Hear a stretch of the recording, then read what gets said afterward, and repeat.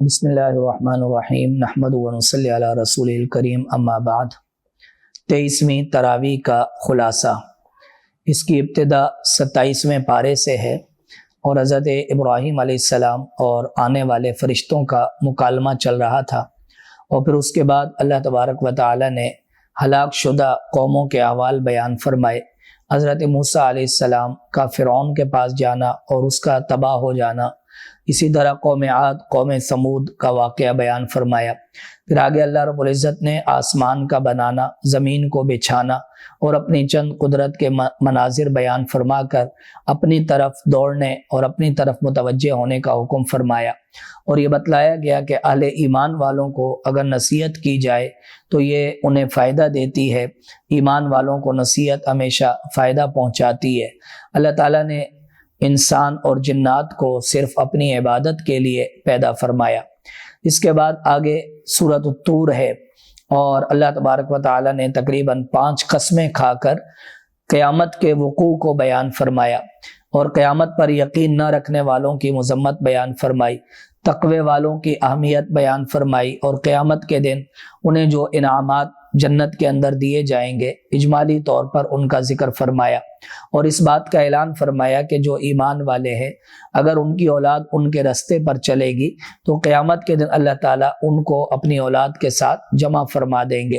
پھر نبی علیہ السلام پر اعتراض کرنے والے مشرکین مکہ کے چند بیہودہ سوالات کا جواب دیا گیا۔ نبی علیہ السلام کو وہ شاعر کہا کرتے تھے اور نعوذ باللہ مجنون کہا کرتے تھے، تو ان کے بات کی تردید کی گئی، اور آگے اللہ تبارک و تعالی نے اپنی قدرت کے مختلف مناظر بیان فرما کر ان سے مختلف سوالات فرمائے کہ یہ سب کچھ کرنے والا کون ہے، اور وہ صرف اللہ تبارک و تعالی ہے۔ آخر میں اللہ تبارک و تعالی نے نبی علیہ السلام کو اپنی حمد و ثنا کرنے کا حکم فرمایا اور صبر اختیار کرنے کا حکم فرمایا۔ اس کے بعد سورۃ النجم کی ابتدا ہے۔ پہلی آیت مبارکہ کی وجہ سے اس کا نام سورہ نجم ہے۔ اس میں واقع معراج کو اللہ رب العزت نے اجمالی طور پر بیان فرمایا۔ نبی علیہ السلام نے وہاں جو کچھ دیکھا وہ سب صداقت پر مبنی تھا، اور آپ کبھی بھی اپنی طرف سے کوئی بات نہیں کہا کرتے تھے۔ جو کچھ اللہ کی طرف سے وحی کی جاتی آپ اسی کو آگے پہنچایا کرتے۔ اس کے ساتھ ساتھ معبودان باطلہ کی نفی کی گئی، مشرکین کے بنائے ہوئے معبودوں کی تردید کی گئی، اور بتلایا گیا کہ کوئی فرشتہ بھی اللہ کے ہاں شفاعت نہیں کر سکتا جب تک کہ اللہ تعالیٰ کی اجازت نہ ہو۔ پھر بتلایا گیا کہ جو لوگ گناہ کبیرہ سے بچ جائیں تو اللہ رب العزت ان کے چھوٹے گناہوں کو معاف فرما دیتے ہیں اور ان سے درگزر فرماتے رہتے ہیں۔ اس کے بعد حضرت ابراہیم علیہ السلام کی وفا کا ذکر ہوا، اور پھر بتلایا گیا کہ انسان کو وہی ملتا ہے جس کی وہ کوشش کرتا ہے۔ اللہ رب العزت نے اپنی چند عظیم صفات بیان فرمائی: ہنسانے والا، رلانے والا، پیدا کرنے والا، موت دینے والا، اور میاں بیوی کا جوڑا پیدا کرنے والا، قیامت کے دن دوبارہ زندہ کرنے والا اللہ تبارک و تعالی ہے۔ اس کے بعد آگے سورۃ القمر ہے۔ یہ شق قمر کا واقعہ بیان فرمایا گیا کہ قیامت کے قریب جو ہے وہ چاند پھٹ جائے گا، اور پھر اللہ تعالیٰ نے جھٹلانے والوں اور قیامت کے جھٹلانے والوں کی تردید بیان فرمائی۔ پھر حضرت نوح علیہ السلام کی قوم نے جو ان کو جھٹلایا، اور پھر ان پر جو طوفان کا عذاب آیا، سیلاب آیا، اور پھر قوم عاد، قوم ثمود، قوم لوط، فرعون، اور اس طرح دیگر جو اقوام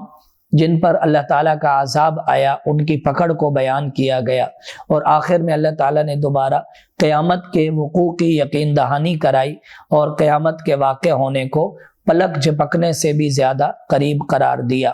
اس کے بعد آگے سورۃ الرحمن ہے۔ سورۃ الرحمن اللہ رب العزت کی رحمت کا عظیم مظہر ہے، اور اس کے اندر اللہ تعالیٰ نے اپنی بے شمار نعمتوں کا ذکر فرمایا، آسمان، زمین اور ترازو، اور اس کے ساتھ ساتھ اللہ تعالیٰ نے جو انسان کو پیدا فرمایا، جنات کو پیدا فرمایا، کشتیوں کو پیدا فرمایا، پھر ہر چیز اللہ تعالیٰ کی طرف رجوع کرتی ہے، اسی سے سوال کرتی ہے۔ اللہ رب العزت نے اس بات کو بیان بیان فرمایا، اور پھر انسان اور جنات کو دعوت دی گئی کہ وہ کبھی بھی آسمان و زمین سے نکل نہیں سکتے، اگر وہ نکلنا چاہیں تو نکل کر دکھا دیں۔ پھر قیامت کے احوال بیان فرمائے گئے کہ کس طرح آسمان اور کس طرح زمین کے مناظر ہوں گے، اور پھر مجرموں کو کس طرح پکڑ کر لایا جائے گا اور انہیں جہنم کی طرف لا کر کھڑا کیا جائے گا۔ اگلے رکوع میں اللہ رب العزت نے تقوی والوں کے لیے 4 جنتوں کا اعلان فرمایا۔ 2 جنتیں الگ ہیں، ان کی صفات بیان فرمائی، اور پھر 2 جنتیں الگ ہیں، ان کی عظیم صفات بیان فرمائی، اور پھر ان کے اندر ملنے والی عظیم نعمتیں، پھل وغیرہ، حوریں اور وہاں پر لباس، یہ سب نعمتیں اللہ تبارک و تعالی نے بیان فرمائی۔ اس کے بعد آگے سورۃ الواقعہ ہے۔ سورۃ الواقعہ یہ پہلی آیت مبارکہ کی مناسبت سے اس کا نام الواقعہ ہے، اور اس میں اللہ رب العزت نے ابتدائی طور پر قیامت کے وقوع کو بیان فرمایا، اور پھر سیدھے ہاتھ میں جن کو اعمال نامہ دیا جائے گا اور الٹے ہاتھ میں جن کو اعمال نامہ دیا جائے گا، ان کے انجام کو اور ان کو دی جانے والی نعمتیں یا ان کو دی جانے والی سزا کو بیان فرمایا، اور پھر بتلایا گیا کہ جو لوگ موت کے بعد دوبارہ زندہ اٹھنے پر یقین نہیں رکھتے اور اس کو محال سمجھتے ہیں تو ان کے لیے کیا سزا ہے، انہیں کیسے گرم پانی پلایا جائے گا، انہیں کیسے زقوم کا سخت ترین درخت جو ہے وہ کھلایا جائے گا، ان کے پیٹ اس سے بھرے جائیں گے، اس بات کو بیان کیا گیا۔ پھر اللہ تعالیٰ نے اپنی قدرت کاملہ کے چند مظاہر بیان فرمائے کہ ایک نطفے سے کس طرح انسان کو پیدا کرتا ہے، ایک بیج سے کس طرح اللہ تعالیٰ زراعت اور پھل پودوں کو پیدا کرتا ہے، آسمان سے کس طرح میٹھا پانی برساتا ہے، اور پھر قرآن کریم کی عظمت کو اجاگر کیا گیا، اور اللہ رب العزت نے بتلایا کہ روح اگر انسان کے گلے تک آ جائے تو اسے دوبارہ کوئی واپس لوٹانے کی طاقت نہیں رکھتا۔ آخر میں اللہ تعالیٰ نے دوبارہ اپنے مقرب بندوں کی فضیلت بیان فرمائی اور ان کے اعمال نامے کو بیان فرمایا، اور اس کے ساتھ جو جھٹلانے والے ہیں ان کے برے انجام کو بیان کیا گیا۔ اس کے بعد آگے سورۃ الحدید ہے۔ اس میں اللہ رب العزت نے ابتدائی طور پر اپنی چند صفات حسنہ کو بیان فرمایا۔ ہر چیز اللہ رب العزت کی تسبیح کرتی ہے، آسمان زمین اسی کے ہیں، وہی اول وہی آخر ہے، زندگی اور موت اسی کے ہاتھ میں ہے، رات اور دن کو لانا یہ سب اللہ کی قدرت کے مناظر میں سے ہے۔ اس کے بعد نبی علیہ الصلوۃ والسلام پر ایمان لانے اور اللہ کے رستے میں مال خرچ کرنے کا حکم دیا گیا، اور صحابہ کرام رضی اللہ عنہم اجمعین